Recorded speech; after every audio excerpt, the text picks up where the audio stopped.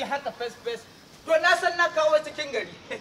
Barka da yawa ina wuni Allah barka da yau alhamdulillah ya kwana biyu lafiya kuma dalla yawa bawan Allah bako nake to nan da ka gane ni tahowa ne to kuma da makwacin jihar Gataku ne kwale da gaske saboda na da an ce duk Najeriya gwamnatin jihar Sokoto ta yi kowace gwamnati ɗaukar bayan Allah da muhimmanci to shi na ni ji an ce ana ba su wa abin na buɗin baki shi na ni ce to bari in taho in ganin makaina kuma in tabbatar su ashen da gaske na ko a'a to albishiranka goro gwamnatin jihar Sokoto a ƙarƙashin jagorancin mai girma gwamnan jihar Sokoto Right Honorable Aminu Waziri Tambola Mutawallan Sokoto shugaban ƙasar mu na gobe Allah shi yadda ya amince ta tsara ba da abinci na ciyarwa don ɗaya buɗe baki bismillah bawa Allah ko ai ni ga zahiri ka gani wallahi ni ga zahiri di ba gani buɗe har da kaza a ciki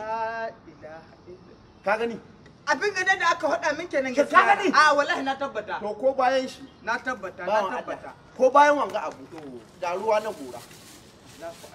mu an ga ruwan da haka ni maganin ciwon ciki so kai a na tabbata shin ka gani na ko tabbata wallahi ko bayan haka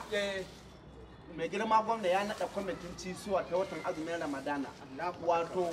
Ramadan feeding karkashin jagorancin sakataren gwamnatin jihar Sokoto Mallam Ubandoma Sinu mai Ubandoma shi a shugaban kwamitin Ramadan feeding Allahu akbar kuma bayan wanga ana ba su santoci santa 270 ga jihar Sokoto